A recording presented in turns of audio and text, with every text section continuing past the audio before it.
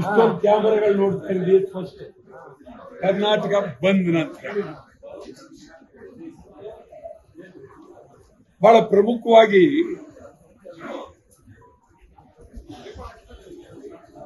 ನಿನ್ನೆ RCB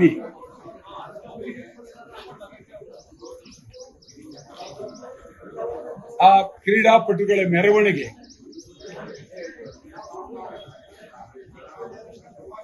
ಜನ 11 ಜನ ಸತ್ತದ್ದು,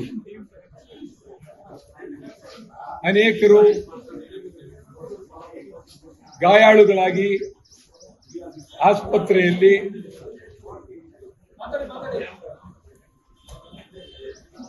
ಬಹಳ ಗಂಭೀರವಾದ ಪರಿಸ್ಥಿತಿಯಲ್ಲಿ ಇದ್ದಾರೆ. ಒಂದು ಕಡೆ ಸ್ಟೇಡಿಯಂ, ಇನ್ನೊಂದು ಕಡೆ ವಿಧಾನಸೌಧದ ಮುಂದೆ. ಇದು ವ್ಯವಸ್ಥೆ ಮಾಡಿದವರು ಯಾರು? ಸ್ಟೇಡಿಯಂ ವ್ಯವಸ್ಥೆ ಮಾಡಿದವರು ಯಾರು? ವಿಧಾನಸೌಧದ ಮುಂದೆ ವ್ಯವಸ್ಥೆ ಮಾಡಿದವರು ಯಾರು? ಆಮೇಲೆ ಇಷ್ಟೊಂದು ಜನ ಬರ್ತಾರೆ ಅನ್ನುವ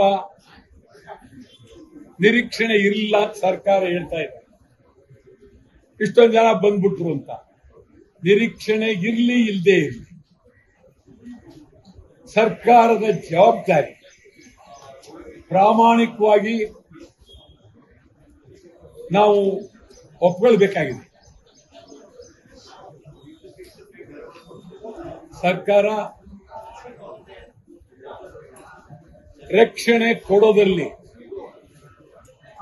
ಸಂಪೂರ್ಣ ವಿಫಲರಾಗಿದ್ದಾರೆ. ಇದು ಬಹಳ ಗಂಭೀರವಾದ ಪರಿಸ್ಥಿತಿ. ಸತ್ತವರಿಗೆ ಹೊಣೆ ಯಾರು? ಸತ್ತವರಿಗೆ? ಸ್ಟೇಡಿಯಂ, ವಿಧಾನಸೌಧನ, ಸರ್ಕಾರನ? ನಿಮ್ಗೆ ಹೇಳೋದಾದ್ರೆ ಆಂಬುಲೆನ್ಸ್ಗಳಿಲ್ಲದೆ ಕೈನಲ್ಲಿ ಸತ್ತವರನ್ನ ಹೊತ್ತು ಹೊರತರಬೇಕಾಯಿತು.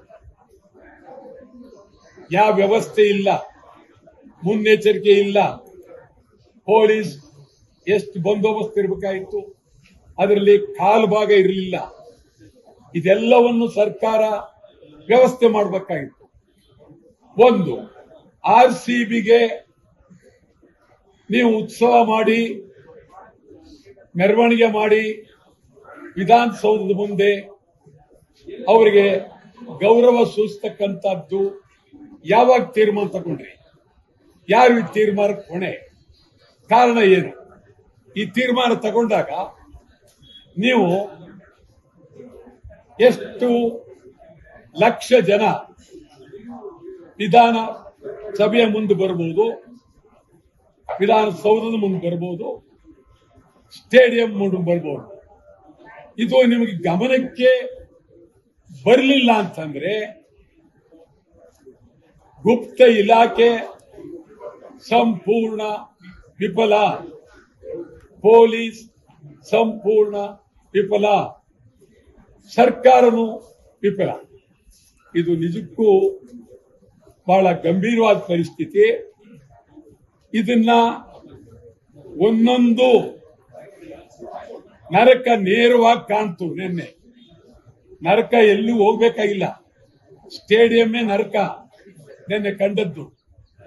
ಒಬ್ಬೊಬ್ಬ ಪ್ರಾಣ ಕಳ್ಕೊಂಡಂತ ಬಂಧುಗಳು, ಅವರ ನೋವು, ಕಣ್ಣೀರು ನೋಡ್ತಾ ಇದ್ರೆ ನಿಜವಾಗ್ಲೂ ಬಹಳ ಗಂಭೀರವಾದಂತ ಪರಿಸ್ಥಿತಿ.